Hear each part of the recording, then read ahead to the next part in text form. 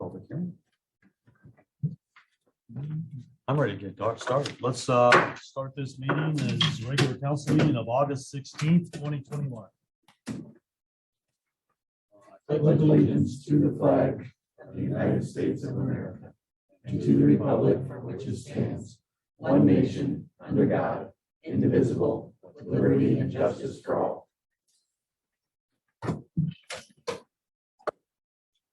Hey, Leslie, roll call, please.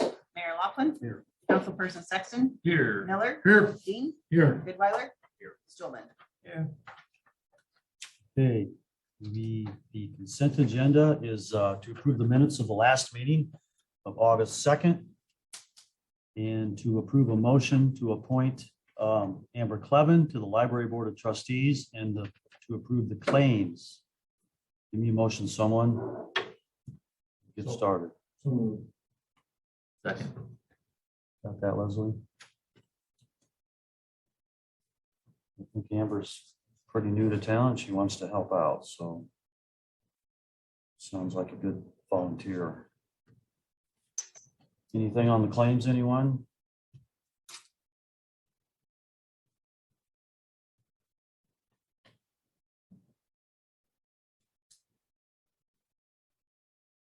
Okay, hearing none. We'll vote, please. Councilperson Dean. Yes. Sexton. Yes. Stulman. Yes. Miller. Yes. Goodweiler. Yes. Okay. Communications open forum. We're going to start with Maggie Berger. Ms. Maggie Berger is our Spear Financial Advisor. She will speak on our annual TIF and debt report. So go ahead, Maggie, it's all yours. Hi there, Mayor and Council. I'm Maggie Berger with Spear Financial. I am going to try to share my screen here. Let's see.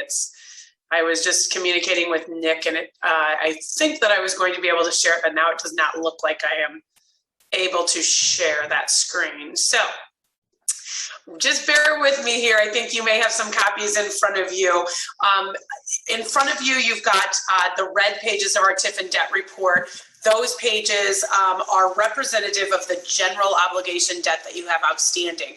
There's general obligation debt from 2013, 2015, 16A, the 16B. We also have the 2017 debt. There was not only the judgment settlement, but also the corporate purpose bonds for $4.2 million. In each of those headers, you will note that they've got the title of the bonds, how many dollars were issued, the issue date, as well as the TIC, which is the true interest cost.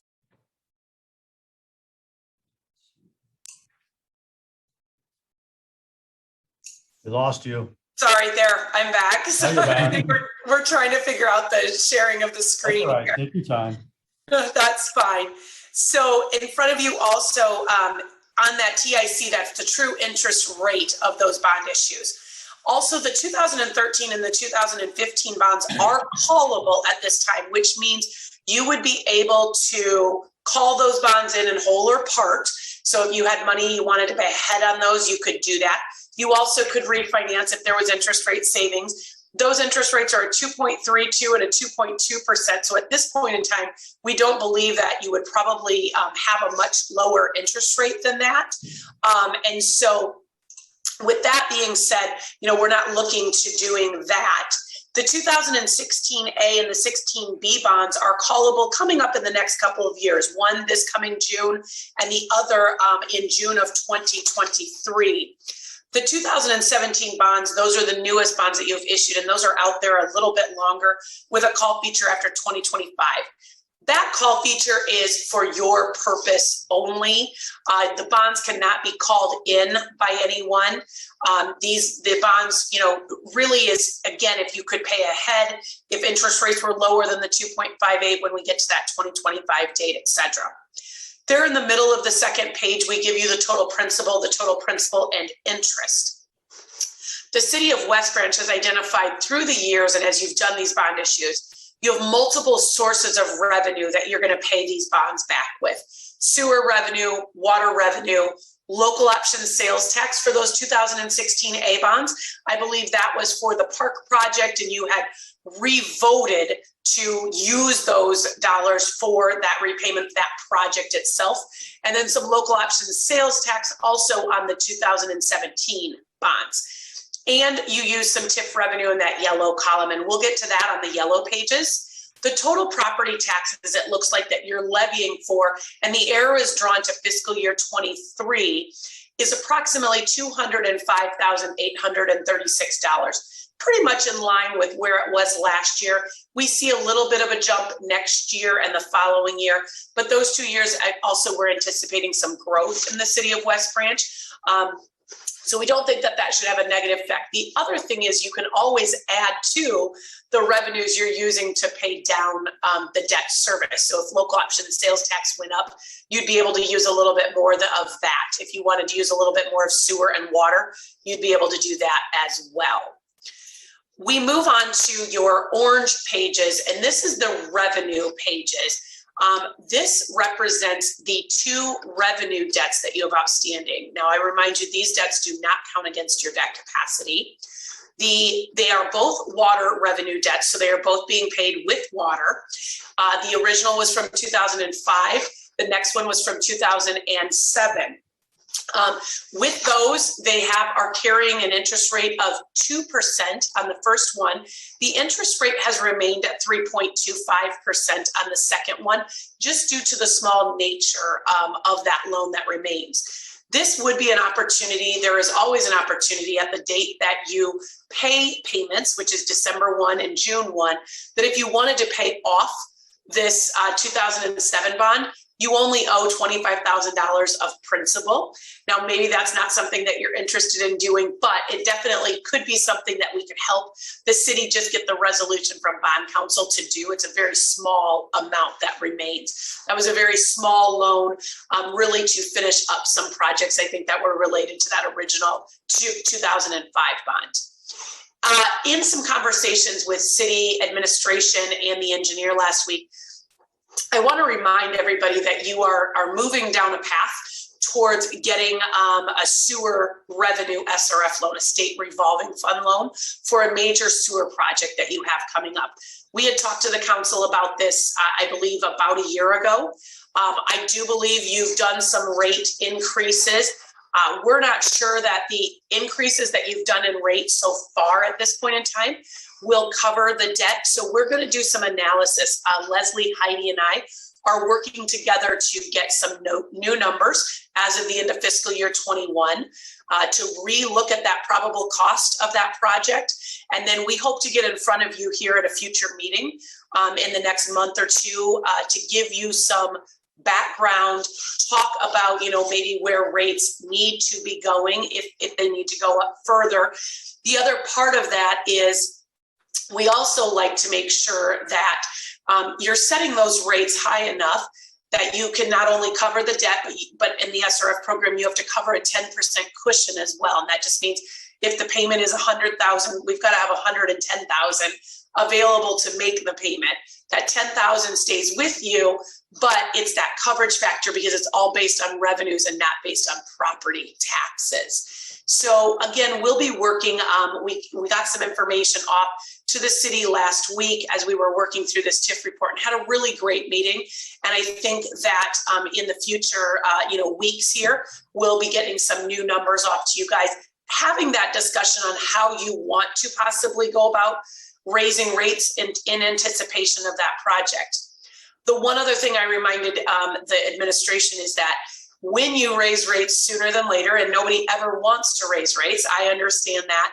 But if you raise rates sooner than later, you do start to accumulate more cash without those added expenses right now. And what that leads to is that gives you the ability to use some of that cash that you may accumulate over the next few months to help buy down the project size, meaning you just borrow less, which means, maybe that leads to a lower rate in the end. And so those are the kind of conversations that we definitely want to have with council.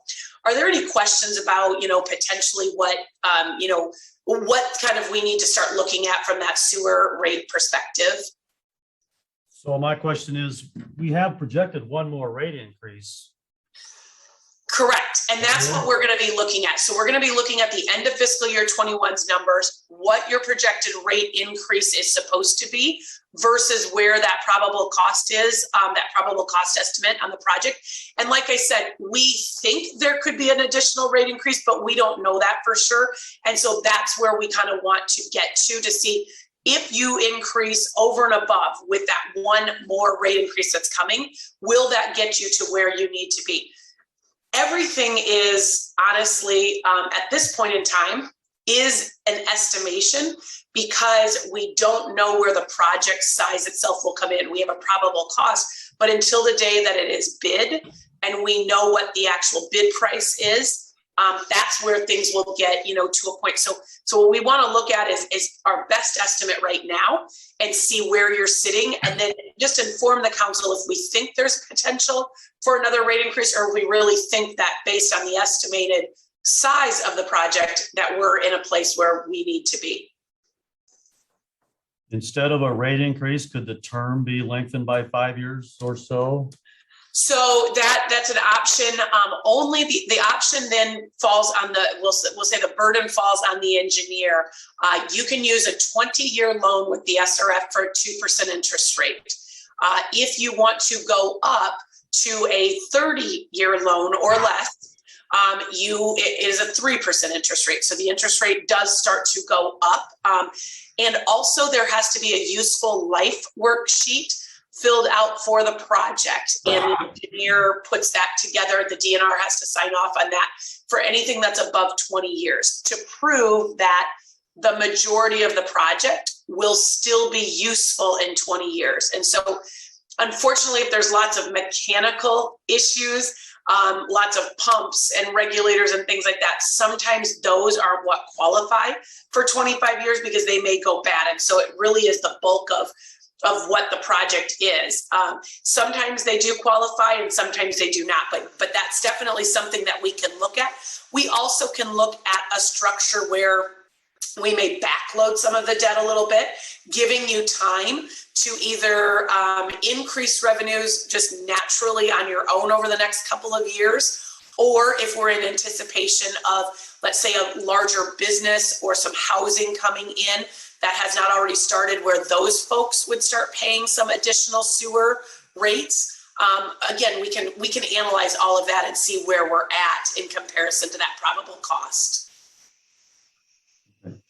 Okay, so we'll get to work on that. And again, you'll probably see or hear from me in the next few weeks, and then we'll get back on an agenda and talk through kind of that and look and see where we're at.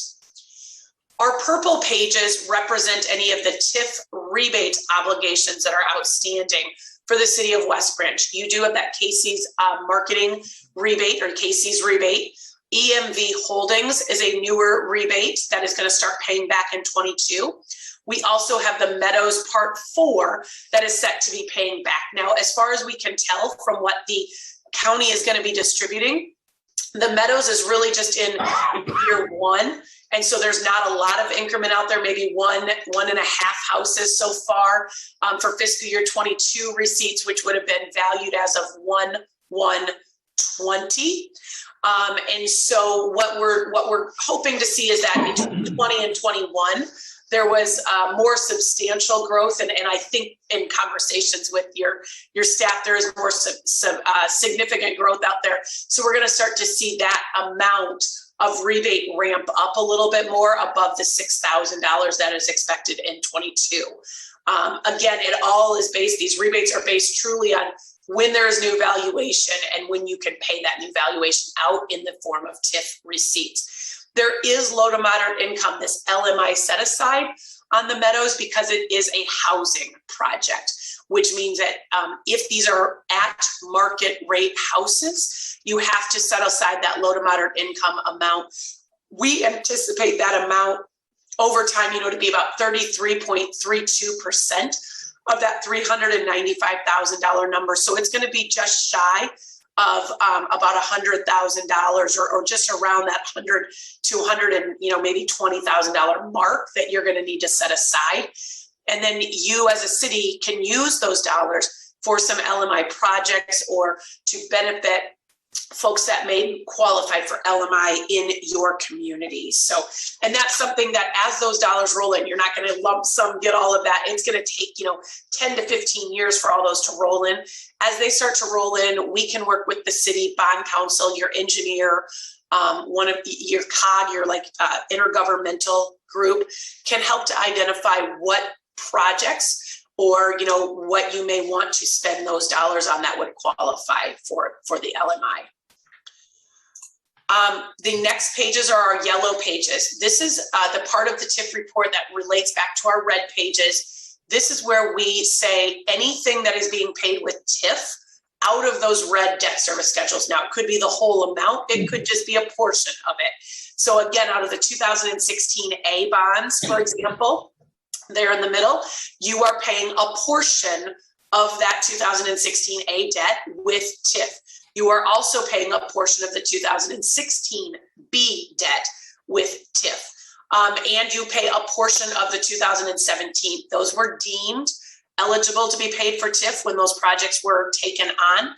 You did the urban renewal work that was necessary at that time.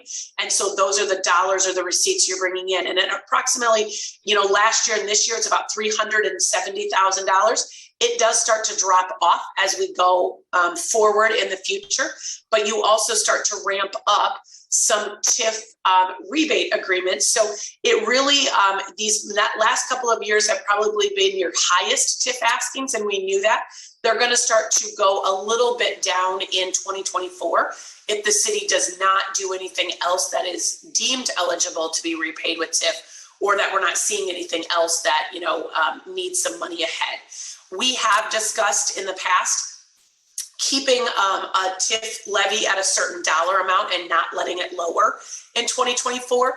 That money then could be accumulated to help pay off some of these bonds earlier than later. We may be able to call in some of those bonds when we get to those call features. And so that's something that over the next year, not for this year, because this year we're right on track with our askings, but next year we'll be discussing with the administration and bringing that forward to the council if we have some recommendations like that. The green pages and the blue pages are the remainder of our TIF report. This talks about debt capacity. So if you want to look at column number 2 and read straight down with me, in fiscal year 22, the city of West Branch has an actual valuation of $254,115,000. That gives you a statutory debt limit of about $12,705,000. You have general obligation bonds outstanding from those red pages of $5,828,000. You are going to have annual appropriation rebates of $57,000 this year. You will pay back general obligation debt of $869,000. You will also pay those rebates, and that will leave you remaining debt capacity that's not obligated of $7,746,000, or 60.97% of your capacity remains.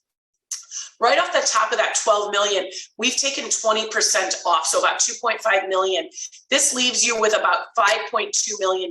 And the reason we take that 20% off is most cities tell us they do not want to issue more than 80% of their eligible debt capacity, and leaving really that 20% there for emergencies, something that you have to bond for that you had no anticipation of bonding for. Maybe it wasn't in your capital planning, things like that. So after the contingency, you have about 40% of debt capacity remaining, which is a really healthy number for the amount of debt that the city has borrowed in the past. Getting you to that partly is you did grow the valuation from last year to this year by 4.2%. We've built in a growth rate there of 2% going forward, but that 4.2% growth rate is what really is helping lead you to higher debt capacity ability, just because that valuation continues to grow every year at a pretty decent rate. This does go on for 2 pages, but ultimately it just kind of works its way up and down, showing you that, by the time you get to column number 12 on page 2 or fiscal year 32, you technically would be out of debt from the standpoint of general obligation debt if you were to issue no other general obligation debt again. I want to remind you the revenue debt that we're talking about for the sewer will not ever show up on this page as long as we do that debt as revenue debt. That will be done and kept separate because it does not count against your debt capacity. And then we have your, the last is your TIF districts. So just wanted to kind of walk through this with you again, column number 2. These are all your combined TIF districts. You have commercial property valuation of 63 million. And I remind you in a TIF district, there's a base value, which maybe is the table in front of you. Anything that grows over and above that base value is increment. And these are the increment numbers that we're talking about that have grown since inception of your TIF area that you would be eligible, to potentially use. 63 million in commercial, 11.9 million in industrial, 11.75 million in residential, and about 1.3 million in multi-residential.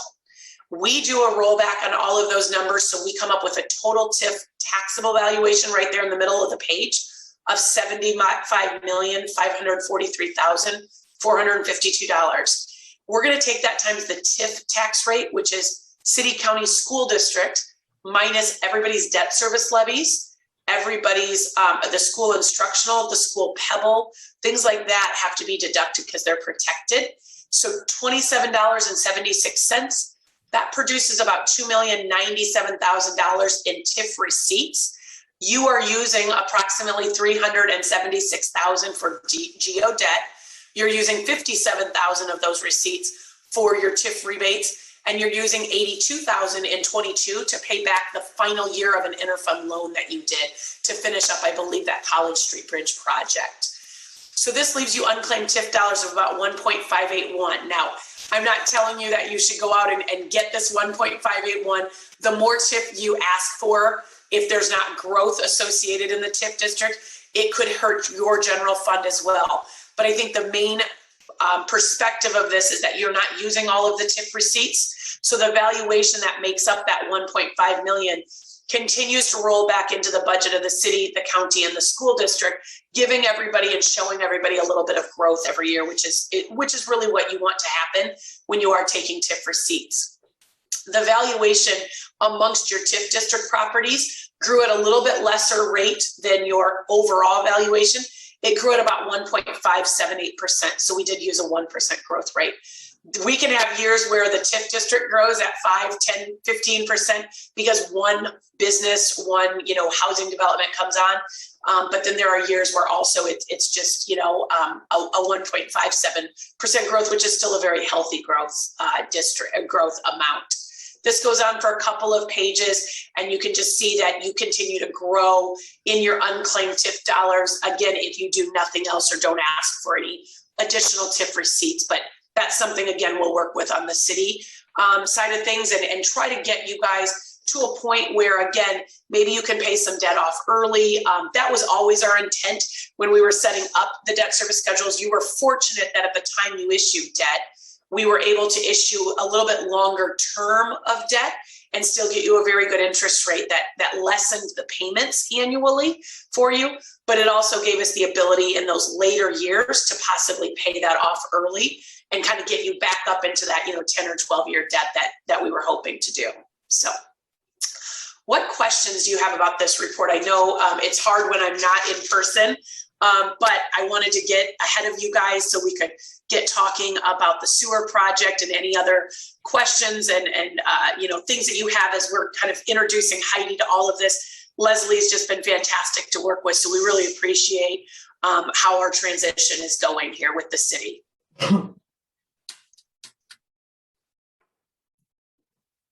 Okay, my question is, we have 2 or 3 infrastructure projects we'd like to have done in the next 5 years.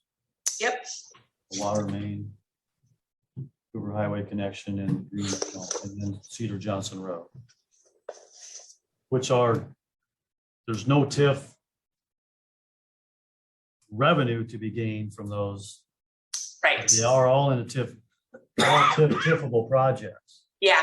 And so that's How a really, advisable is that to use TIF money to yep. fund So those? that's a really good conversation. We were having that conversation with the engineer about the water main project and possibly using, some general obligation debt for that, possibly some water revenue debt, not using the SRF loan program. If we used general obligation debt for a part of that, and they are in the TIF district, although we may not be seeing growth in the TIF increment because of those projects, as we said, as we start to free up some TIF receipts, that would be a good time to possibly fold in some of those projects to keep those TIF askings about the same level that we want to keep those. We've talked for many years with the city, and we know that your 2016 and your 2017 projects were very large projects that we intended those TIF askings to go up. We also intended for those TIF askings to come down a little bit, but then not really drop too drastically, but to kind of level themselves off and kind of use that as our model or our goal going forward. So I do definitely think that there's some room. From a debt capacity standpoint, you definitely have some room to fold in some projects that are street projects, road projects. I would suggest on the water projects that when we analyze those projects, whether they're going to be GO debt or revenue debt, we're looking at the time of issuance, and it may be a combination of the two. We just had a city that had a pretty substantial water project along with their GO projects. And instead of eating up, in their case, $1.3 million of debt capacity, we just did a water revenue bond. Now, it brings a little bit higher interest rate, but it gave us the flexibility of not only doing those street projects that have no other funding source but GO, but it also gave us some flexibility in the future of doing some funding projects, that could be 7 to 10 years out that no one's thinking about right now. So.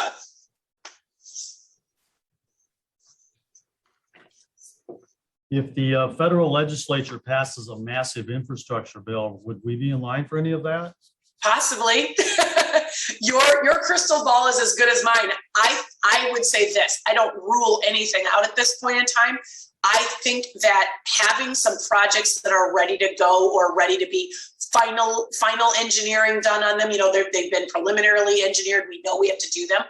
I think definitely, and as I understand it, and again, not going too in depth because I, again, have not read the infrastructure bill that is floating around, but as I understand it, the infrastructure bill not only provides monies for roads and bridges, but it is set to provide some money for water, possibly in sewer infrastructure, especially aging infrastructure. So if these water main, type improvements is aged infrastructure that continues to break or continues to create problems, I would definitely think that you could potentially be in line for, and we don't know if that looks like, if those are grants, if those are matching funds, like you apply and you have to match the funds 50-50, or if those are going to be any kind of, situation like your ARP, your ARPA funds that are coming, that can just be used on those projects with nothing planned for repayment, anything like that. We don't know what that looks like, but my crystal ball says yes, there's going to be something available. Now, how competitive is that going to be? I don't know, but I think that infrastructure bill is going to give some money to the state, or you're going to be able to federally go after some of those dollars. Okay. Okay. The other thing, I know that, and I just mentioned that ARPA money that's coming in 2 distributions this year, next year. I want to remind the council that there's a number of ways that you can spend that. Some are COVID related. Some are, direct payments to maybe groups that did not fare as well during COVID, things like that. But the 3 cleanest ways in that bill are water, sewer, and broadband. And I definitely want to tell you that 80 to 90% of the clients that we've talked to so far have said that's going to be the way they're going to spend those dollars, is on water, sewer, or broadband. You have to have those dollars spent, as I understand it, or under contract to be spent by December 31st of 2024. So you have some time. I would say not only does this sewer project fit into that, but also probably, maybe the first part of your water main project, if that's set to get underway here in the next year or so.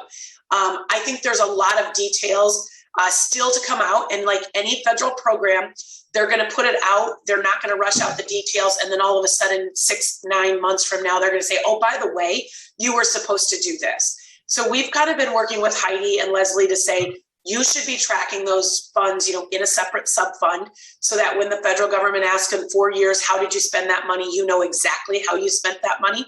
It came in, it was spent on this invoice, that invoice, etc. But I would definitely say that the league is pushing cities to spend it on water, sewer, broadband. We're sort of pushing cities. We think that's the cleanest way to get rid of that money and spend that money. And you necessitate some projects that are coming up that money could be spent to help buy down. Like Mayor, as you said, maybe that doesn't implement a rate increase. If we could use those sewer funds to buy down the size of the project, that's just less money that we have to borrow. And those are all things that we're going to figure in and give you examples of what that looks like with those funds and without those funds when we're doing that sewer analysis. So. Okay. Any other questions?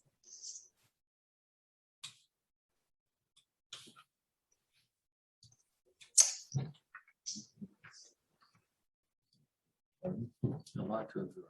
I know, this is always so complicated. Sometimes. So the 2015 corporate bond has 4 payments left. Yes, that one only has 4 payments left, correct. And it is callable, so if you had money ahead for that, you'd be able to go ahead and pay that off. If not, you just go ahead and continue to pay it. That's not being paid with any TIF. That is being paid, I believe, with debt service levy. If you'll recall, that was one of those where we were trying to keep the issuance right around about $800,000 to $1 million a year. That was one of those kind of capital improvements program bonds. I believe that may have been where you guys implemented or not implemented, but you went up in the debt service levy. Do you recall that time where we were working at, here was the debt service levy currently, and you were increasing the debt service levy by maybe 25 to 50 cents? I believe that was the bond that was related to that. So I'm pretty sure that bond is being paid with property taxes at this time. That was our capital improvement. CIP program. Where we did Yeah. the 4th Street and the bridge and Main Street, Yeah. the first. That must have been the First last Street year. project. That was the last year. Or the second to last. No, that was the first year of it. We had to borrow the money to start. I mean, that's. Yeah, that was, I think, your first year, because then the 2016A and 16B really were related. Those were the ones that have local option sales tax and TIF. And I think those are related to the park projects and all of that park work that was done.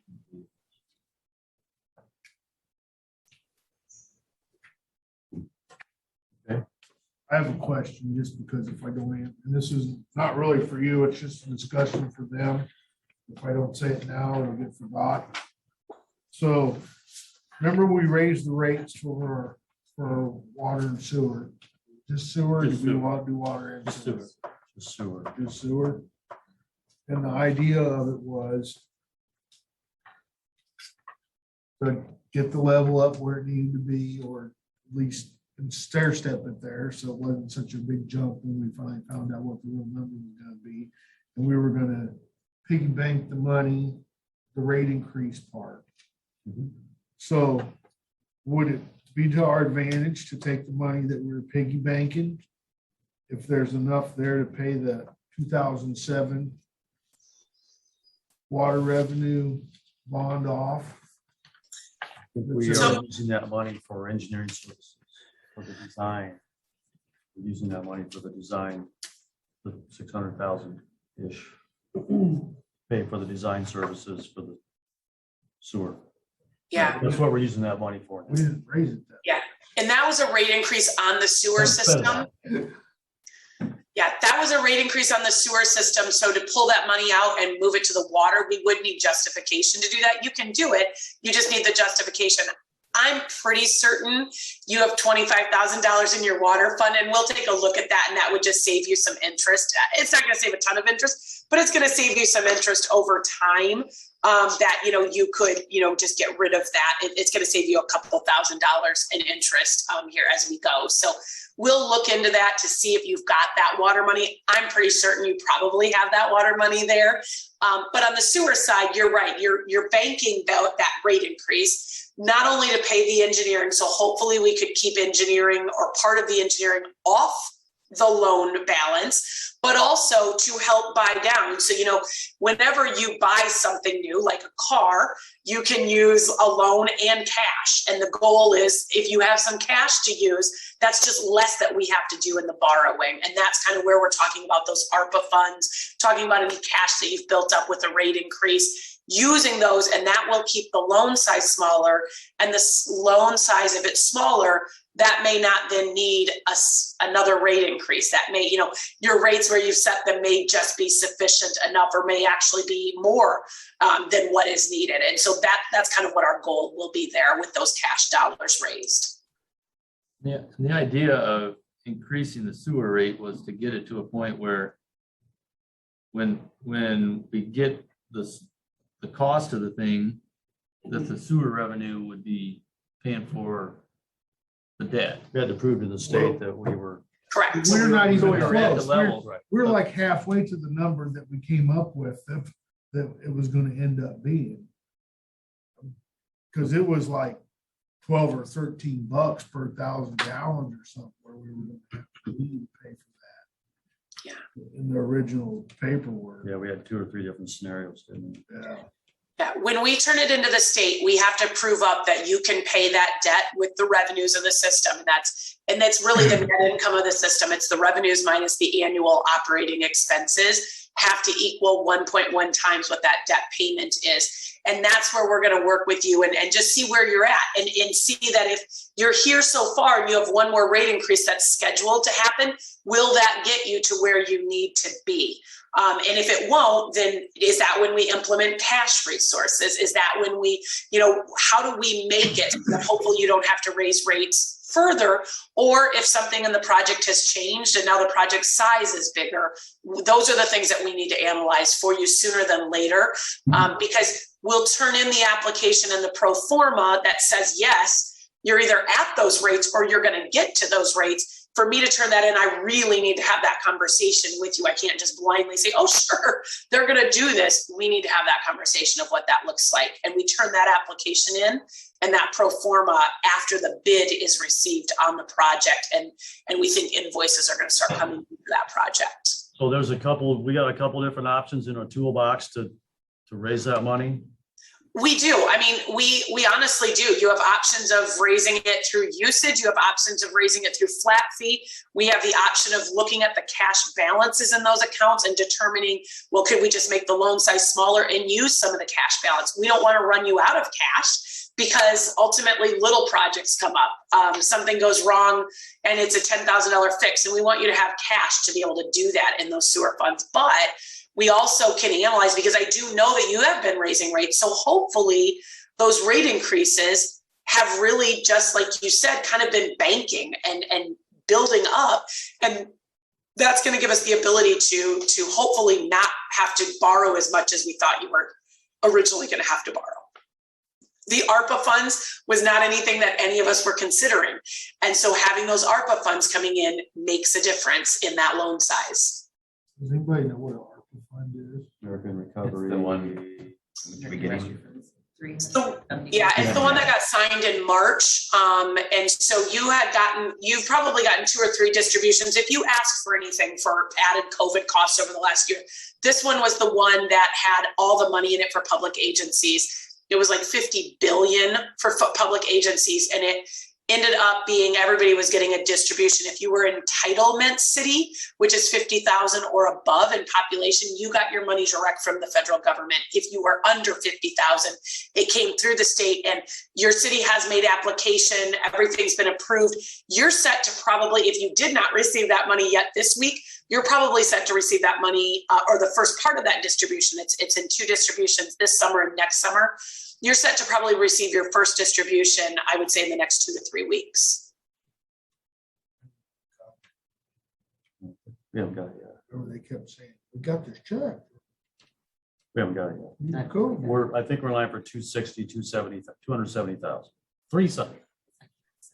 I think it's 360, 370, right?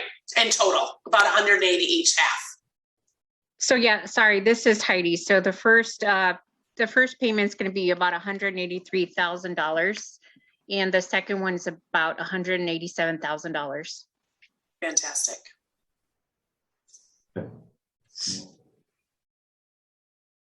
Figure out what to do with. And again, we'll come back to you with some estimates and kind of show you where you're at, what that all looks like. It probably will be a longer discussion than this, but we'll come in person and we'll talk through all of that, and maybe even have a work session to just kind of work through that so everyone understands. We could also talk at that time about those other infrastructure projects that you have coming up, have just kind of a debt session. All right, that sounds great.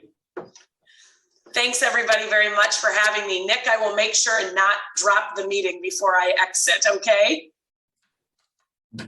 Thank you, Maggie. Thank you. Thanks. Bye-bye. All right. She's smarter than me. Look at these every year. I kind of understand it, but then sometimes. Okay.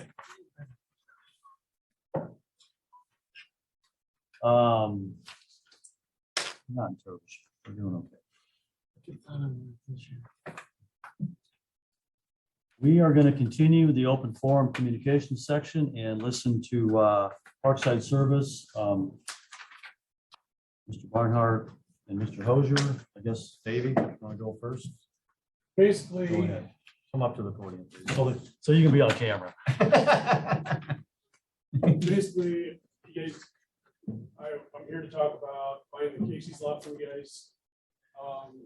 There's been this, I've talked to Colton, talked to Jerry, Roger, everybody about it.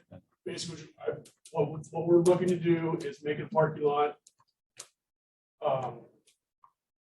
It would be used as parking lot for Parkside from 7 to 5 during Monday through Friday, and then after that it would be open parking, public parking. Really?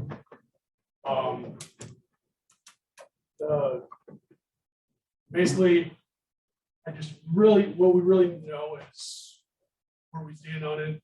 I've heard from other people that there's still consideration of making it a green space, which I think is, my personal opinion, not a good idea, but it's one of those things that, as you can see, downtown needs more parking.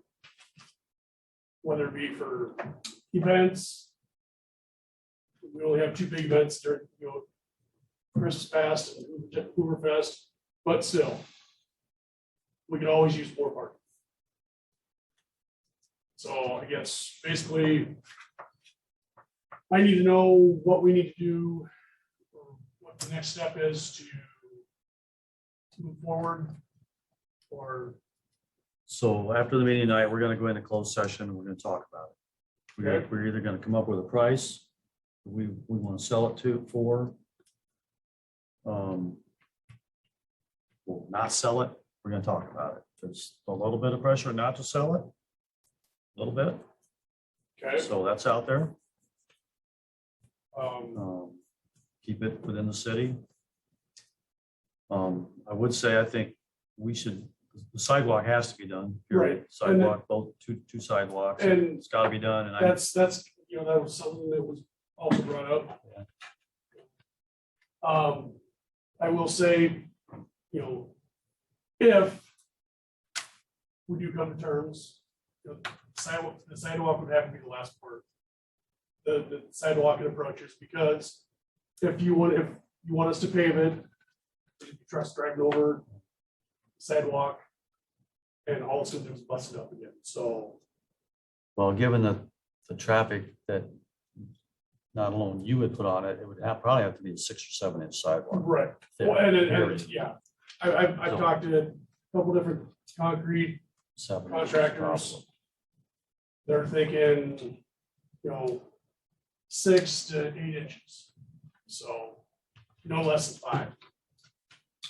So I have gotten a couple bids, but I haven't pursued anything because here we are. So, Do you want us to put forth a number or do you want to put forth a well, number?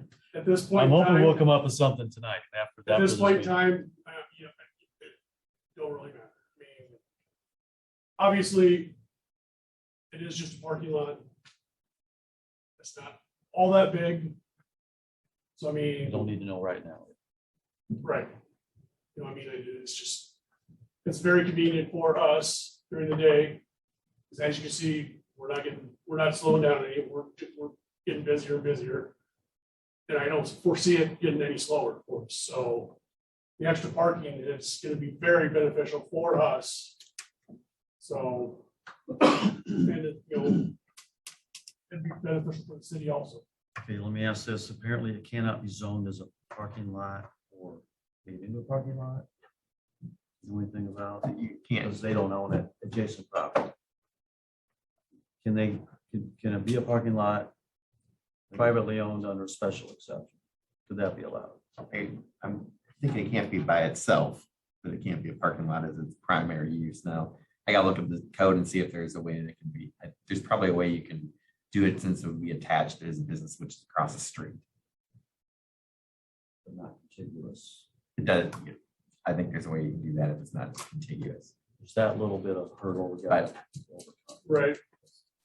I mean, and we have already talked to the insurance company about, you know, the business covering the insurance part of it, you know, I mean, and there's gonna be stipulated. I mean, there's gonna be stuff that we're gonna talk about, you know, like you said, hurdles that we gotta go across, jump across, so, I mean. Okay.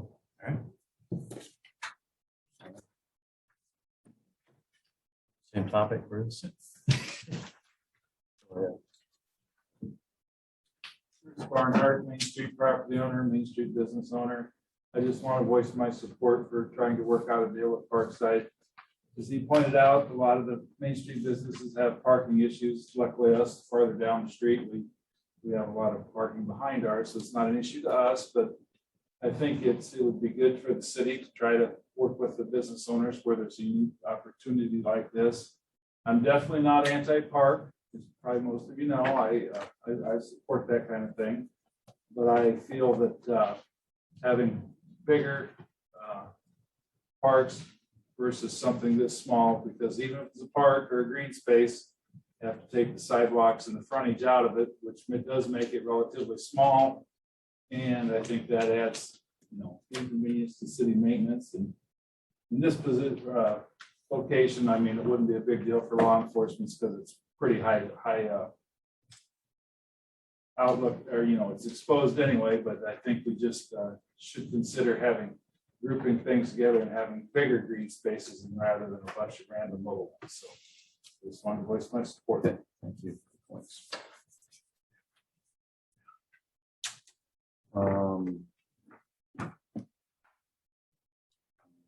That will conclude the communications open forum. We're going to go on the rest of the meeting, and after this, we're going to go in the closed session, which will be just us, and we're going to talk about hopefully we come up with something conclusive.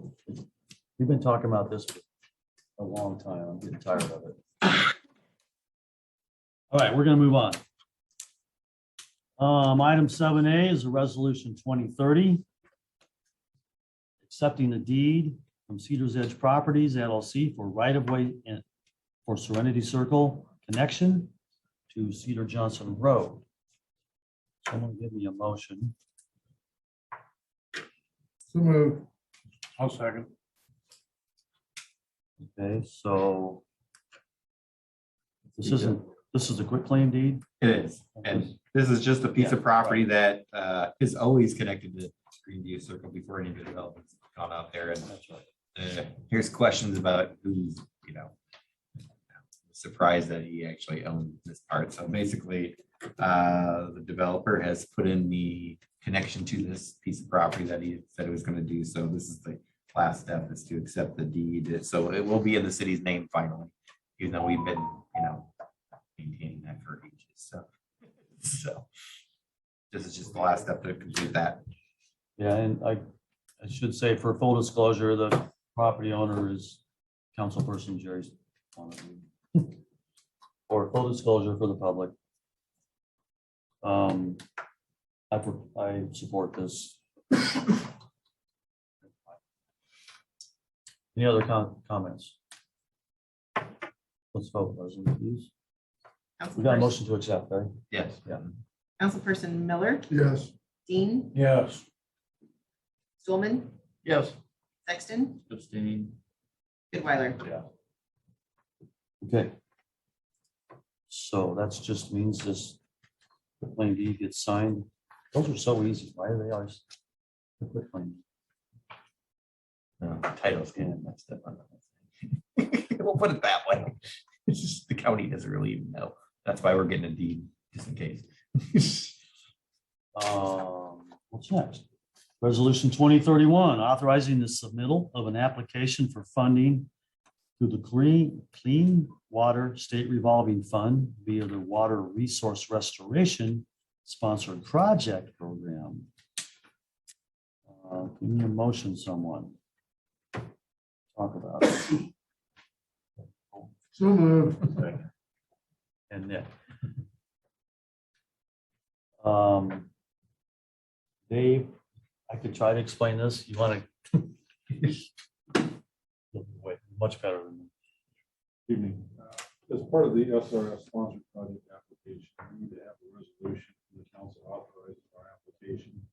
We've already received a letter from the bond council indicating that they're supporting our borrowing for this and that it meets the requirements for the loan. We have completed our watershed assessment, which was what we had contracted for with Impact 7G several months ago. And now we're at the point where we need to have the council approve the application. So we want with applying for the funds, and hopefully our application is successful. It would make us eligible for around $700,000 in sponsored project funds. So we can use those for water quality enhancements. The watershed assessment does identify several different projects that as a group we're gonna look at opportunities throughout town and outside of the city limits for the larger watershed that might have an opportunity to have a positive impact on the flooding, but more particularly the water quality. So that's what the program's about. It's not a grant, but it's tied in with our SRF loan for the sewer plant. They just do some matching interest rate so that we pay the same whether we do just a wastewater plant project or water quality project. So it comes essentially like a This is the easy part. A lot of work's been done already, and we've got more to do. So It's funny because I was at the dog park about 3 or 4 months ago. And this swamp looking lady come just walking up out of the creek. It was Mary Beth. It was Mary Beth. Of course it was Just out Mary walking Beth. around in the creek. Shocking. Swamp. Next time I see her, I'm going to call her the swamp lady. Okay, any other discussion? Go ahead, Leslie. Councilperson Miller, Yes. Goodweiler, Stulman. Yeah. Sexton, Yes. Dean. Yes. Okay, speed limit time. Not jumping the gun, eh? Nope. First reading of ordinance 782. Amending chapter 63 of the West Branch Code of Ordinances regarding speed limits on Main Street. I need a motion, please. Jerry and Nick. All right, we need to reduce the speed in front of the high school to 25. That's what this is all This about. ordinance starts 25 at corporate limits, goes to the east right of way line of Thomas Drive. Change, Turn to 20. and it'll turn to 20. Is it 20 there now? 20, I just Not checked. on it. Thomas Drive, is it? Well, that's as Yeah, it well. might be. Yeah, well, the sign's a little past Thomas Drive. I checked it tonight. But that's, so this will make it 20, 25 the whole way from Corporate limits. corporate limits to the east right away of Thomas and Main Street, and then 20 will take over. So do we have any idea what Johnson County's gonna do? Because Can we go from 50? Well, it'll be 55 eventually.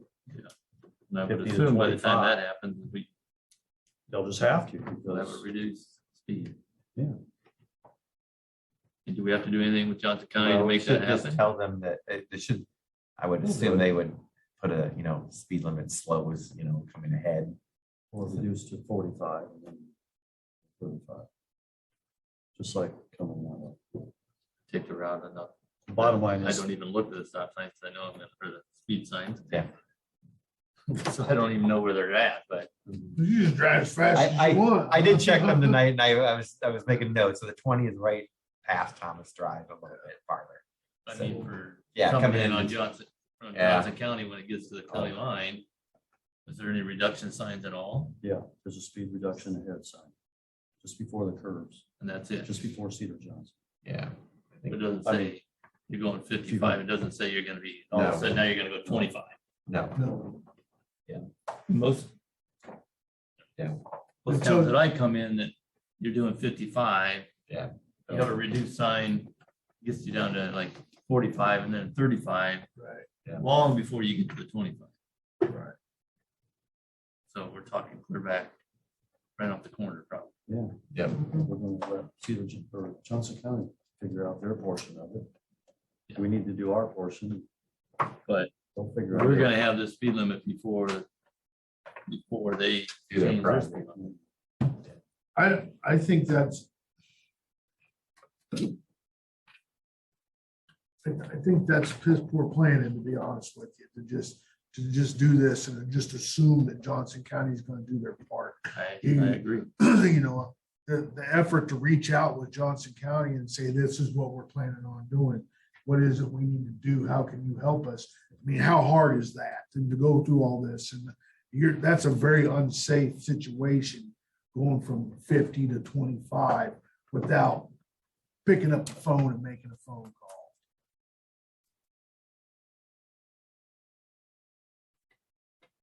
I agree. Not against the 25, because I Yeah, me neither. recommended it. Yeah. But I think the reduced speed has to be dealt with in Johnson County before, At the same time, at the same time. So when we have our third reading of this, it gets implemented, that they're already on board. okay, well, if this is the first reading, we can do that. And then in the meantime, myself or Corey or Dave, me, I don't have any problem talking to Neil. Is he the one you think? Yeah, asking him to tell him what our intentions are and will they do their part? Does the county got to go through all the crap like we do with Probably. readings and all that Yep. other stuff? So I mean, they're gonna be behind us regardless. We don't have to do it boom, boom, boom. Well, we can, And we could have this in place. and You don't then when have they to get read it theirs 3 done, times in a row. You could have well, it, then can't we set a date when we want to implement it? as soon as they're, by ordinance, you can set a date at once. It doesn't be implemented upon, usually it's upon passage, but you can put a date on it. No, and part of the idea was to get this done before school started, which we were gonna actually try to collapse the last two to make it closer about to the it. beginning of school, which is not gonna happen. We gotta go through the county. But then what we had decided, we had kind of made the discussion that truthfully, the traffic isn't going to be any different until after the first of the year. when the middle school, both driveways are over there. So that's when the traffic will increase, But turning traffic. it's really coming from the meadows, right? The increased traffic is from the meadows. It's not from the school. I'm not sure about that. Well, it will, because everybody that's on that side, that's going to Iowa City will now be using that instead of going down. Going past Rogers' house. Yeah. Speeding down through there. This is speeding past my house.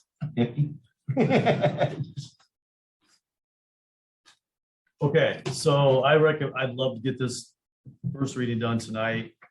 In the meantime, after this, we'll get a hold of Johnson County and see what they can do for us. I can't imagine they're gonna say, nope, you're on your own. Yeah. Right. Are they have any liability? If we change our speed limit? And something They don't? They don't? Not really. Really? Cities ever, I mean, unless you do something that's not engineering standards. Well, there may be certain staging that. you Yeah, can but- Lower your speed. You can't just go from 55. What if to they tell us 25? too bad? I mean, With a 35-mile-an-hour Yeah. sign in the middle of that hill. Yeah. Yeah. Middle of the road. Yeah. yeah, I mean, You coming around the corner and I would suggest that we pass it first and then we'll talk to them and then. They must have been This- planning something, because they With weren't the- gonna with have to that go road through that roundabout. at 50 miles Yeah. an hour. I don't know what they're doing. You know what they're designing that road? Is it still gonna be 50 miles an hour? We So may that well design it. They come out there? No, west of here is 55. I'm emailing Ed right now. Okay, so he's at it already. This section's 55. Okay. Well, now you go through the curves and it goes down to 40, doesn't it, through the curves, 45, 40 through the curves? And I don't know if it ever goes back up. As a speed limit, it's just a recommendation. Well, it does. Taking those curves It at goes 40. up to 50 when you get past. Really? Oh, I don't know about that. I thought it said 50 if you're Well, going I'm west. saying it's recommended said speed 50, is like, 40. So go. Right after you turn right to the, Yeah, I think it does. I don't know what it is It's coming. cool the other saying way. when you're coming this way, I don't know. there's 40 mile an hour. See a Curve sign. 45. never even It's either 40 or 45, it says for them curves. And I don't think there's a sign that says it goes back up after that. Yeah. Maybe Yeah, we're but- covered then. There would. All right, Well, we're gonna find 45 to out though. 25 is We'll still bring, good. we'll bring it back. I was gonna next say, week. all I know is we've been talking about this and we reached out to Johnson County before I got elected. And they didn't do anything. This has been going on for About 4 reducing the years. speed. Yes, we reached out to him 2 or 3 times with no response. 0. So we're gonna do it again? We're gonna have a different reacher. That might. All right. that's But I'm just good saying, point. we had, I think Rogers reached out to him as well. Not 3 about the years ago. speed, but Reducing it down coming into town, because it's like the 4th or I never 5th have. iteration that we've had this conversation about. It was even before Redmond that somebody reached out. I know well, the 2 or study 3 people concluded have years reached ago out. that we were So I gonna don't want to go. wait for them to come back again or not come back again. As far as I'm concerned, we can change it. We can't do anything to Johnson County. If they don't do anything about it, what are we gonna do? Just keep it at 35 because we want to wait on Johnson County to do something they haven't done for 4 years? And we've asked them nicely, at least what I've been told, Well, not said a word in 4 years. if nothing else, as soon as you come in town, you take it to 35.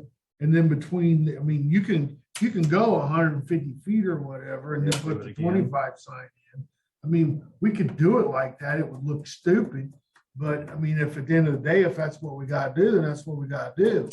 You know, but it would be nicer if they would go further back. I get it, but the only problem is if 3 years from now, when we do Johnson Cedar Road and that gets all redone and all that's housing, that's also gonna have to be 25. It should be 25 anyway now. Yeah. It's residential You now. can't really do that 150 feet, 35 reduction if you got a corner of 2 residential corner right there. That's why you have it. You could legally do it. Yeah, I get it. I'm just but saying. I'm just saying, I'm sick and tired of waiting for John. We'll try harder to get some answers from them. Let's pass this tonight, move on after that.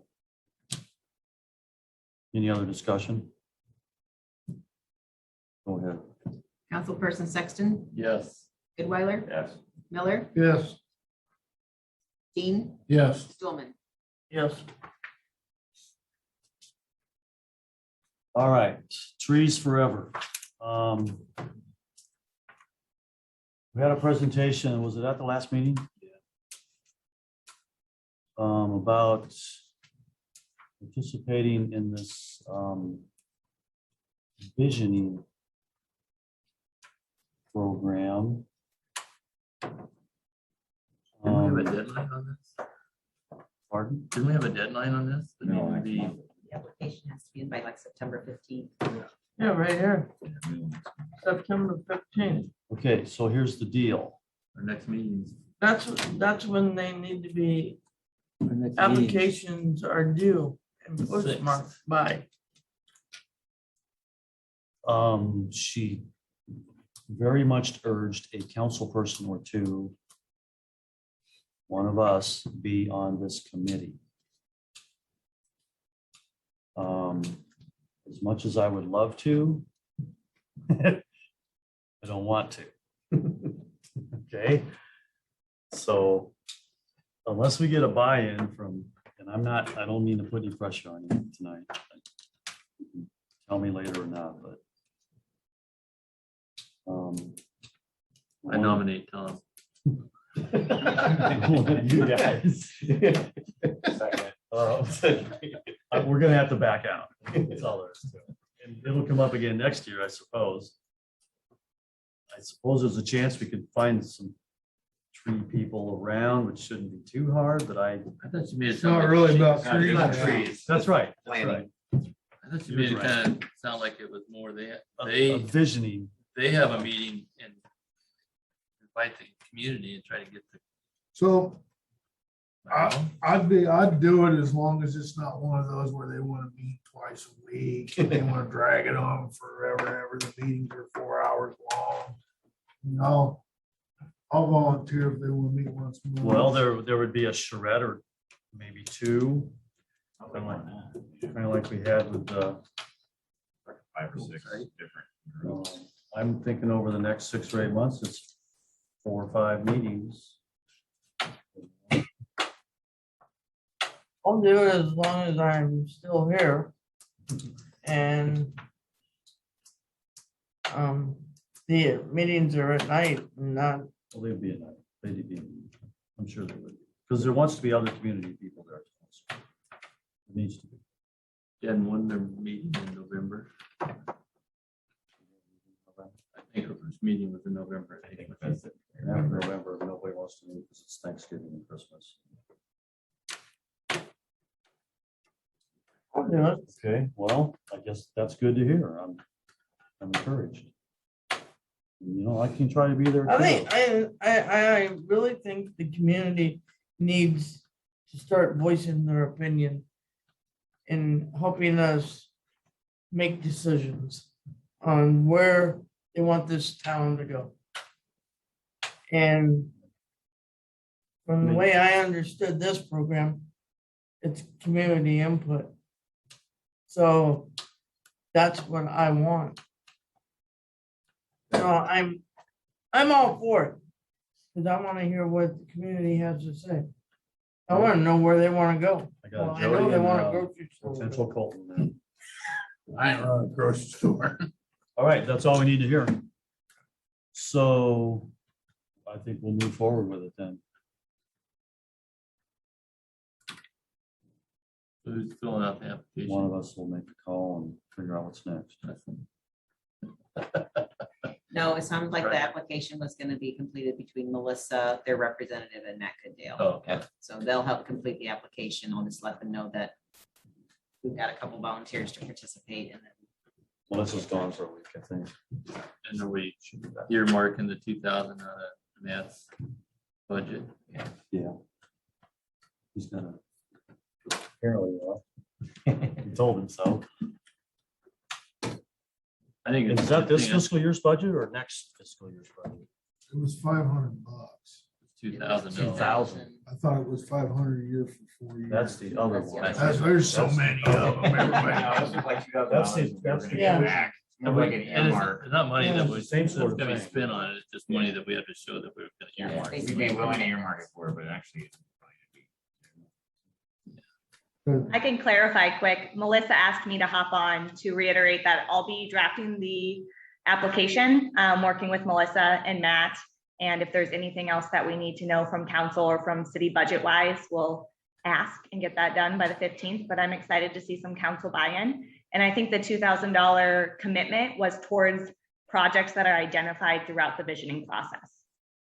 Visiting what? Throughout this visioning process, they'll identify some projects and ultimately you're committing to give at least $2,000 towards those type of projects. So it's not a fee, it will go into the things that come out of the process. All right, good. I'm glad to hear this will be good, I hope. Yes. That's all. Do we have to vote on this then? It's just a discussion. Discussion. Huh? No, For discussion. okay. Okay, that's it. City staff, we're gonna move on. Melissa's not here. We got, oh, Matt's out too. He's on vacation. City attorney? Nope. Oh, did you take the city administrator off of you? So we don't have. It's gone. It's kind of hard to.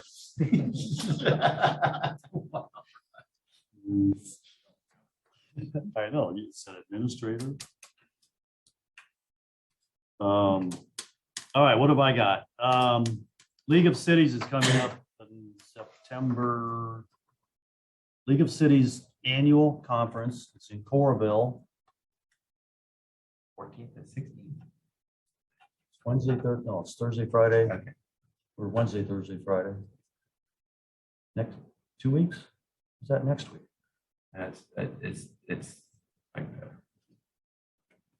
Anyway. Second full week. of September. I've gone, there's great seminars that I recommend.